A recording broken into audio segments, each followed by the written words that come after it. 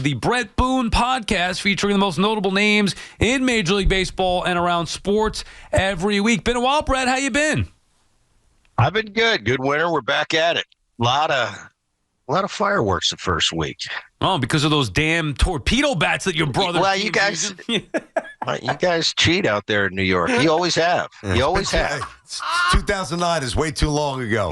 We got to do whatever we got to do. We'll take steroids if that's going to help us get a championship at this point, Brett. It's been a while. How you doing, man? You good? I'm doing good.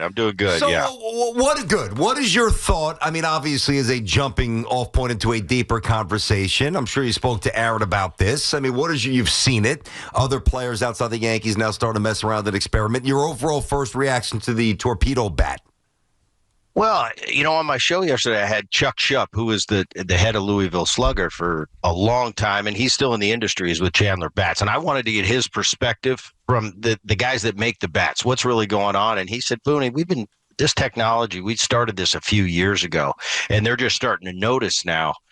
My layman take is this, and my ex-player take on how this all went down. I don't think you're going to see guys like Aaron Judge, like Ohtani, like Freeman, like Mookie Betts, stars that have been around a long time. I think Aaron Judge, you're going to say, hey, you want this torpedo bat? And he's going to say, I'm doing just fine hitting 50-plus a year with my bat. But it is an interesting technology to me. And the more I see all these metrics, all these data points that's coming into sports, not only baseball, but at all the major sports, I see it going in this direction. I think you're going to see some of the, decent players now, the younger players, really utilize this technology. But I think in 15 years from now, you're going to be like a golfer. I think that the young kids are going to start at 15 years old. You go into a lab, you get hooked up with all these, whatever on your body. It downloads your swing into a computer, and they say, hey, we'll see you later. And they send you a dozen bats, what you should use. It's like going to get fit for a driver. They put you on the machine, you leave, they send you a driver fit to your specs a week later. I think that's where we're headed. It's interesting. I never thought about it. Yeah, no, neither have we. We really had no reason to think about that.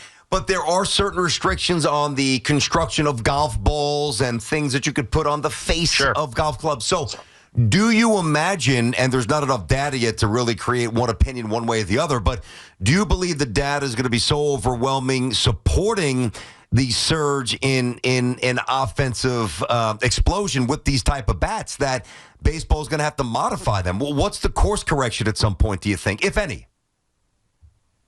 I don't think there's going to be any. I think it's no different than a golfer going to the tee, having his perfect specs. And you look down, first of all, it's got to look good to the eye. If I look down at my bat, it's got to be pleasing to my eye. And if I look at my bat and then I look down, an example of Ken Griffey Jr., it might not add up. And it's kind of like, I don't know how you do it with that thing, but so it's got to be really individualized. But I see golfers today, they get a driver. They move those weights around on the head. They find their sweet spot. It's a different golf club than we're going to go to Dick's Sporting Goods and get off the rack. Yep. It's going to be specified for them. If the standard is a 46-inch driver and this particular PGA Pro, they're going to make it 45 and 5/17 if that's what it makes to be perfect for his swing path. I think that's all they're going to do with baseball is make it individualized. You're going to have your own bat for your swing path, and as long as it stays within the rules of baseball, I'm hearing all these things, and I don't know enough about it. I'm not educated enough, but I hear, the Twitter noise is, they're putting the hard part of the bat here. Well, what the hell's the hard part of the bat? What are you going to find the hard part? No, there's a sweet spot, okay, and it's about this big. And for some guys, maybe they're going to move it a quarter of an inch down. Maybe they're going to move it a quarter of an inch towards the end of the barrel. But you're still going to have that same sweet spot. It's not like you're making the sweet spot big. When I was coming up, we had 20 bats to choose from, just roughly. And we went down what looked good to our eye. Some had big barrels, skinny handles. Some had thick handles, skinny barrels. So it's preference. It's what do you like, what works for your swing. The only thing that I would counter with, Brett, is saying that, okay, you're using the golf example, which we all understand, but this is not an individual sport. I mean, there's another side to this. The pitchers don't say, well, you know what, I like this ball better with different seams. They're throwing the same ball. Isn't this an advantage then that the hitters would have? Well, I mean, okay. How many baseball bats do you think we have the option at Louisville Slugger right now? Right, I'm sure a million. 40? Right? Oh, 40 or 50. Well, There's not 40 or there's not 40 or 50 baseballs. But couldn't you just get whatever one you want, to your point? I mean, couldn't you just get any bat to your liking, whichever one it may be? Right, but who do you think made those bats? I'll give you an example. C271, one of the most popular when I was coming up. Griffey used it. A-Rod used it. It was the classic, the C271. Where did it come from? George Brett and Rod Carew collaborated, got together back in the day with Louisville, and they developed the C271. So every bat out there comes from somebody, some player in the past that went in, developed their own bat, and then it kind of became a staple, like one of the main ones to choose from. And they're still making them. I remember Mark McGuire had a bat, and it was the I think it was the MM something. And I picked it up one day. I said, "This feels good. What is this?" He goes, "Oh, I made my own bat. I took a handle from this, and I took a head from this, and I combined it." Guys were doing that all the time. Guys have always been mixing and matching an R161 head with a C271 handle. You can do that anytime you want. You can call Louisville Slugger and say, "Make me this with this," and they're going to kind of roll their eyes and go, "Okay." Yeah. And they'll make it for you. They'll make anything for you. Believe me, when we're scuffling, I've tried some things during my day where it's like, you know, give me the worst head that I've ever could imagine looking at. Maybe that's what I need right now. So we're crazy when it comes to bats, but this is really interesting technology. And unless I have it in my hand and down there and looking at it and the way it jumps off the bat, I really can't give you a hands-on how this is really reacting to a regular bat. I know there's no difference. The sweet spot's just moving around. Well, and it's just, I don't know. You could try different bats, or you could just do the old-fashioned way, the old-fashioned slump. Exactly. Right. Exactly.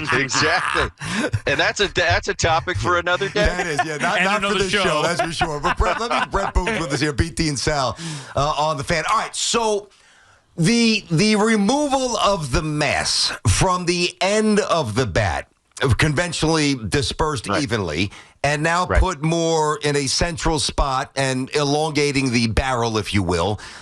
Dumb question coming, but doesn't that make you a little bit more vulnerable at the end of a bat? And if so, why wouldn't pitchers just work to pitch outside so that you're hitting, theoretically, maybe not every time, but a greater percentage of less of a bat on the outside pitch? Well, the thing is, like I said, there's a sweet spot. And it's called the sweet spot for a reason. It's a small spot. Anybody that hits the ball off the end of the bat consistently, the ball isn't going to go. It's going to be dead. The great hitters find a way to get the good part of the bat on the ball consistently. And that means just because it's a pitch on the outside corner, upper quadrant, the great hitters are going to throw the barrel on that thing and hit it in the seats in right field. So that's never going to change. Okay. They're just moving around. I'll give you a quick example. In the early 2000s, I was in spring training. I remember a guy's hanging over. He wants an autograph, but he says, "Hey, Brett, I've got your grandfather's bat here." Well, my eyes perked up. I said, "Grandpa Ray?" Wow. He said, "Yeah, game used." I said, "Can I borrow that bat?" He said, "Sure." I went in. I put it on my scale. I did all my metrics with it. It came out. It was a 35-inch, 36-ounce. Sounds heavy, right? Yeah. In today's standards. That's heavy. But it's the way it was built. All the weight was distributed in the handle. Was a big old thick handle, kind of a conservative barrel. And I'll tell you what, I swung it. It was 36 ounces. It felt like my 34, 32 weight wise because of the way it was distributed. So through time, through the generations, the type of bats that were popular really changed. That's why back in the day, it wasn't because these guys in the 40s or 50s are stronger than Aaron Judge and Ohtani. It was the style of bat they used. That's why they were heavier.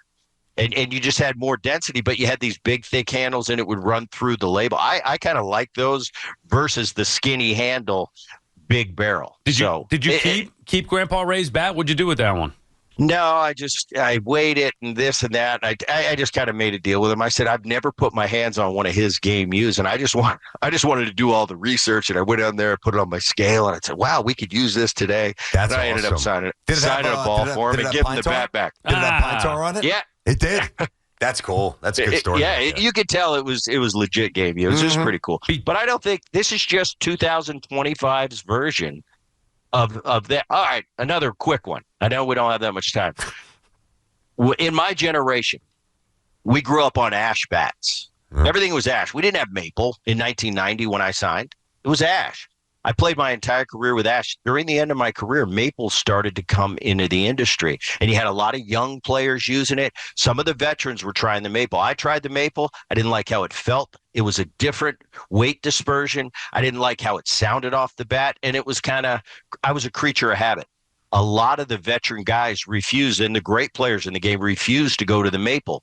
Well, now you go into a big league locker room, you can't find an ash bat. It's all maple. So I think this is the beginning. I don't know if that's apples to oranges, apples to apples, but I think this is this generation's version of that is, hey, we're all going to have custom bats. And in 15 years, there's not going to be, it's going to be, that's Joe Jones's bat. He's going to have his own personal bat, and there's not going to be numbers and C271s. That's where I think we're going technology-wise. BT and Sal on the Fan. We're talking with Brett Boone, who's Odyssey MLB Insider. Brett, also the host of the Brett Boone Podcast. Insider Calls are brought to you by Grainger. For the ones who get it done, Grainger offers professional-grade supplies and solutions made for every industry and backed by product experts. Call clickgrainger.com or just stop by. You think the Yankees are better this year than they were a year ago, Brett? No. Okay. Where'd they shore it up? I think Bellinger adds a big time athlete to the mix, can play anywhere. It's going to be interesting to me how Dominguez matures. I think Goldschmidt adds a dynamic, kind of a Rizzo dynamic. He's 37 years old. He's an MVP 4 years ago. But how much has he got in the tank? I think he's got 20 home runs in the tank and a good a guy with a presence. No. Jazz Chisholm, I think a year ago when they made that trade, I think they got a better player than they planned. And I think Jazz Chisholm's going to be really good. The thing for me, and the only reason I say no out of hand, is with Heel being on the IL and probably not getting him back by the All-Star break and losing Garrett Cole. Man, that's huge. Well, Brett, answer it a different way. Do you think there's a chance the Yankees have a better lineup than they did last year? Oh, absolutely. Absolutely. Because if Bellinger and Goldschmidt come out and have really good years, you're better already. Yeah, you lose Juan Soto, but then you add Chisholm to the mix. I think potentially he can be. What is the Martian going to be? Is he everything we talked about? I told Aaron, I said, listen, you get a nickname like the Martian before you've done anything in the big leagues, you better be pretty good. So it's going to be interesting to watch him. I think defensively, they're better. Wells seems to be getting a little bit better. Aaron's really, I wasn't in spring training, but all the reports I'm hearing is Ben Rice looked really good in spring training. Yes. And there's a lot of what ifs. That bullpen, how good is it? Out of the gate, he always starts like that. But Williams, I think it's I love the move in the offseason. When Holmes went to the Mets, you bring in Williams from the Brewers. Weaver goes in that backup role. Loaizaga, I think, could play a huge role in this, but it seems like we say that every year, and every year he gets hurt. So he's on the mend coming back. There's just a lot of what ifs for me. So far, so good with this crew, though. They got 15 home runs and they played 3 games. But the funny thing I see is Stroman 6 weeks ago doing I'm a starter. At the time, he was the 6th or the 7th starter. Now he's the number 3. He wasn't wrong. Yeah, you're right. You got to find a way to just weather this storm until you get a little bit healthy, till you get a heel back, till you get a Schmidt back. And I haven't even got to Schmidt yet. He's been down. Mm-hmm. So if you can just weather the storm, play well, get your boys back and healthy. Giancarlo Stanton, who a year ago I always talked about, Judge and Soto made that offense go, but the mere presence of a Giancarlo Stanton in the middle of that lineup makes that team. He's absent. Who knows where he's coming back? That's like a big mystery for me. I hear Giancarlo's got tennis elbow, and now it's like, where is he? So I don't know. And I haven't talked to Aaron about it. I do that on purpose, not talk to him about it, but hopefully he's going to be back. If Stanton comes back, if Heel comes back, if Schmidt comes back, Loaizaga, these guys are all healthy. This is a hell of a team. Can you put into context here, Brett, assuming there's some health here and you put a few more big seasons up on the board, just where Aaron Judge resides on the all-time talent and production landscape, some of the great names that you've seen and played with it against? I remember a few days ago, I sent Aaron a text. I said, "How good is Judge really?" And he just goes, "Pretty damn good." It was a sarcastic text, but it's like I watch him day in and day out. There's a lot of talk about Ohtani and the other great players, and Soto's a great player. There's nobody on the planet. Aaron Judge offensively is the greatest player on the planet right now. And I think the other guys are a distant second. Healthy, getting off to a hot start. Aaron Judge is the only guy I know walking around that has the ability in today's game, with average not being one of the metrics everybody's judged on. But I can see Aaron Judge, if everything went perfect, the perfect storm, hitting 330 with 70 home runs. I don't see anybody else with that capability. The only thing that's going to hinder him from that is they're not going to pitch to him at a certain point. Yeah. Almost the Bonds treatment. Yeah. I mean, we should be there already. If you pitch to him, you need your head examined. Now, Brett, I don't know. He's unbelievable. He's the best that I've ever seen. You make a mistake, not even a mistake. You throw him a pitch that he's supposed to hit, he smashes it. He does damage with it. So no doubt about it. And one of the best ever, and certainly the best that I've ever seen in my life. Now, I don't know if you know this, Brett. This is the first time we've had you on this season. We had your brother Aaron in studio with us, and we play this baseball card game on the station. BT and I do it on our show here. And Aaron wanted to come in and challenge us in our own game. You've referenced before how competitive he is. We both took him out 2 games apiece. BT beat him. I beat him. How much do you think that bothered your brother Aaron losing to both of us? On the surface, he's going to pretend that he's kind of above the fray. And, I'm not going to let that bother me. Hey, those guys beat me. Hey, but deep down, he's going, damn it, I want to win that. And believe me, going forward in the future, he's going to bug you to come back because he really wants to win. He really does. Yeah, not he his best really moment. does. Yeah, honestly, no. not his best. Did he play? Was he cool? Was he cool though? Did he play it off like no big deal? Yeah, no big deal. But that drive home, it was eating at him. He was a gentleman, but you could tell wearing that L was heavy. Yeah. Oh, I knew I was going to get that. That's great, Brett. Hey, Brett, we appreciate your time as always. Look forward to having you on throughout the course of the season. Thank you for your time. Appreciate it, guys. Thanks, buddy. Thank you. That was honestly MLB Insider Brett Boone. Insider Calls presented by Grainger with supplies and solutions for every industry. Grainger has the right product for you. Call clickgrainger.com or just stop by. I mean, we got to pin him soon, too. We got to take him out from the top rope. Get the other Boone. Beat Brett. Why not? BT and Sal take on the Boone brothers. Yeah, let's go. Yeah. If they're up for it, I don't know. Might be a little afraid. I love the big brother, little brother dynamic. Yeah. In this case, literally, we use it figuratively with the Mets and Yankees, but Brett has talked about how competitive Aaron is, and we know it. You can see how fiery and competitive he is, not only in the games, but also the umps. All that stuff. And then, trying to play it off a little bit. But it's a long ride back to Connecticut, too, for the skip. B's got bigger fish to fry, though, with the Diamondbacks in town tonight. We'll get back to the calls when we return. 888-808-1019.